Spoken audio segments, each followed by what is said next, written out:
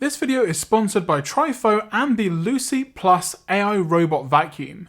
Lucy comes with a 1080p dual camera system to allow for 3D mapping for your home with its built-in time of flight sensor. It gives additional depth information, allowing Lucy to better understand its surroundings in the evening or even in low to dark lighting conditions. Lucy can recognise over 70 objects like shoes, power cords, hard floor, carpet, plus a ton more with its built-in sensors which most LiDAR-equipped vacuums lack. You have a suction rate of 4000 PA, meaning even ground in pet hair won't be an issue, and what's more, you can increase the power or decrease as needed in the Trifo app. You've got some great mapping technology on board, and it can map out your entire property, and again, even in those hard to reach places, it will know whether it can or can't go there with all of the detection on board. So again, it's really good even if you have coffee tables, lighting, or anything like that may be on the floor. Lucy does a really good job at avoiding certain obstacles. Lucy also acts like a security camera, detecting people or noises in your home while cleaning. You can then act on the notifications sent by Lucy to get a live feed into your home. Lucy also has integration with smart assistants, meaning that if you use Alexa or Google Assistant, you can control Lucy with just your voice, or you can set it up via a schedule. The Lucy Plus from Trifo will be linked in the description down below, and again, a massive thank you to Trifo for sponsoring today's video.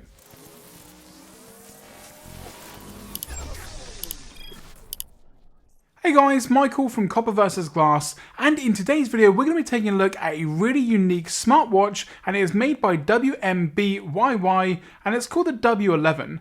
Now, naming conventions aside, it's actually a very unique and also very capable budget smartwatch, so let's take a look. Now, full disclosure, the W11 was sent over for the purpose of review, and it was also sent over in a slightly different package to what you're going to be getting at retail, but in terms of what you get in the actual box itself, the watch, the magnetic charging cable, and a little bit of paperwork, that's pretty much what you can expect if you were to order the W11 yourself. But as always, all of the thoughts and opinions in this video are my own, so let's get into this. So of course we're going to start with that polarizing design. Now, the design itself, I think you either love it or hate it. There's not really any sort of middle ground because of how abstract and unique it actually is. So you've got a full stainless steel metal housing, which okay, isn't necessarily the most premium in terms of materials, and it does actually scratch a little bit over time as well. There are certain sections to the watch that are extremely shiny, and they are going to pick up some minor scratches here and there, but overall, durability wise, it shouldn't necessarily be too much of a problem, but again, that depends exactly what you're going to be using the watch for. Now, the most polarizing part of it is the triangular design.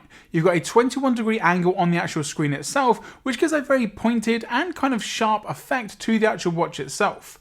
Now, on the website for the W11, it mentions that you can also use the watch if you are in a pinch. If, for example, you do have a car crash and you need to smash out a window, it says that you can also use the watch for that sort of thing as well. Now, I wouldn't necessarily recommend it, but again, if you need to, you've kind of got the option. Now, the screen is going to be covered in Corning Gorilla Glass with an anti-fingerprint coating. Now, it does an okay job at kind of, holding back on the fingerprints and the oil on the screen itself, but of course, over time that is going to wear off, and it's not necessarily the most fingerprinty thing in the world, but again, if you're using it for longer periods of time, and again, it depends on the situation, it may have a ton of fingerprints on there, and with the screen itself being slightly smaller than what you may find on some other watch options, they're definitely going to, kind of hinder the viewing experience every now and then, so I would definitely carry around a polishing cloth if you can, not just for the screen itself, but also the stainless steel watch itself. Now, you do also have a single button on the side, and this is kind of like a multi-function button. It can be used for a ton of different things, but we'll get more onto that when we look at the features of the W11. And then of course on the bottom you do have a plastic section which houses all of the heart rate monitors information. So again, in regards to recording heart rate,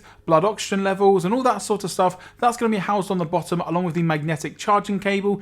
And again, all of these cables on the majority of budget smartwatches look pretty much exactly the same, but they're made ever so slightly different. So if you've got a budget smartwatch from before, and even if the cable looks very similar, it probably isn't going to work with this one, so definitely use the cable that comes in the box. Now onto the thing that you're going to look at most with a smartwatch, and that is going to be the display itself. So here we have a 1.5-inch display, and it comes in at 320 by 360 pixels. So it's not necessarily the most high-res screen out there, it's not going to be AMOLED or anything like that. However, outdoor viewing and just in general the viewing itself is actually actually pretty good. It's also quite a responsive screen, but occasionally it can hiccup every now and then, but that's more to do with the internals itself than the screen technology.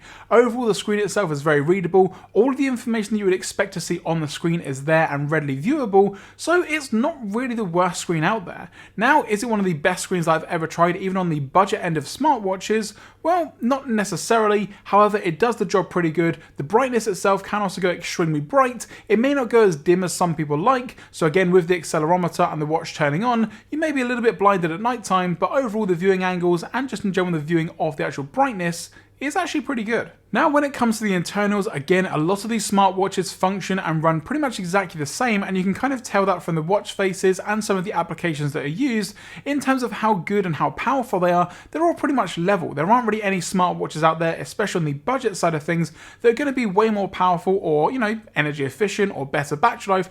They're all pretty much the same internally. So here we have the Realtek RTL8762D processor, 128 megabytes, megabytes of RAM, and then you've also got a 300 mAh battery, which is good for around 7 days of battery life, which is actually pretty good compared to some of the competition, but again that all depends on exactly what you're going to be using the watch for. For me, I didn't really use the watch all that much in regards to any sporting activities. I mainly used it for monitoring, steps, heart rate, the time, weather, all of these sort of basic and standard functions of a smartwatch, and for me it did last that full 7 days, but if you're going to be using it multiple times in a week for a workout session, then expect that battery life to drop off just a little bit. And the reason why it may not go that full 7 days is because although this is a budget smartwatch and the processor and the internals aren't necessarily amazing, and it has maybe a bit of a strange design for some people, it has a ton of features built in. So just to name a few, you've got heart rate, blood pressure, oxygen levels, breathing, body temperature, plus a ton more, and that doesn't even go into the activities that you can do with the actual watch itself with regards to monitoring sports. Now in total you've got around 25 different sporting activities that you can monitor with the W11,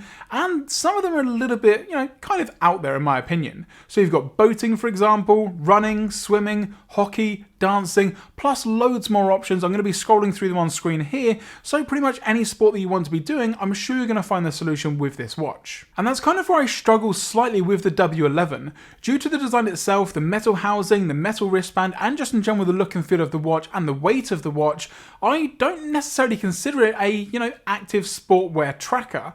Now, don't get me wrong, it does all of that stuff and it does it pretty well, but is this something that you really want to wear if you're going swimming or cycling or running? I don't necessarily think it is. Something maybe with a slightly bigger screen, maybe a little bit easier to view, and with a rubber band, for example, is definitely a way better option if you're going to be doing a ton of sport. This one for me is actually more of sort of like when you're going out, for example, if you go to dinner, you might want to put this watch on. It's still going to monitor those things that you may want it to, but it looks a little bit classier compared to the rubber bands that you may have with some of the other smartwatches. Now, with regards to some of the bad points of the watch itself, the actual design itself is definitely one of those things that some people don't necessarily like. I've showed it to a couple of people and they've all said that they completely hate it, not just the triangular design, but the actual watch band itself. Now, for me, I actually think it looks pretty cool.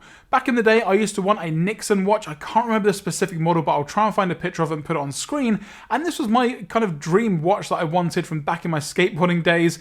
And this actually reminds me a lot of that watch. So if you are more into these sort of retro stainless steel metal watches that you used to have back in the day, then this may be a viable option. But I do understand completely that it's not for everyone. Now, with regards to the internals, I was very interested to see how that stacks up compared to another smartwatch. Now, my girlfriend, she has an Apple Watch. We went out on the same day, spent the same amount of time together, and went to the same places, so I was very intrigued to see exactly what the step count was going to look like at the end of the day. And there was actually quite a big difference. Now, don't get me wrong, I know that Apple isn't necessarily the best smartwatch to compare it against. Obviously, you've got some dedicated fitness trackers and some stuff by Garmin that may be a little bit more precise, but for me, the Apple Watch is kind of the staple in regards to fitness and quality with a smartwatch. And at the end of the day, the W11 watch, it actually registered around 7,770 steps at around 3.87 miles.